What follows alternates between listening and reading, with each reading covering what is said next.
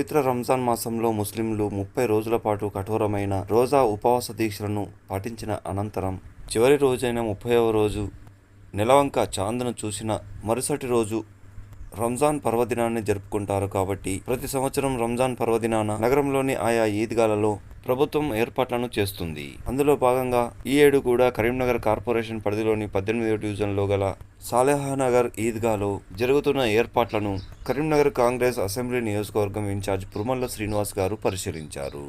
ఆయనతో పాటుగా పలువురు కాంగ్రెస్ పార్టీ నేతలు, స్థానిక నాయకులు, కార్యకర్తలు, ముస్లింలు తదితరులు పాల్గొన్నారు.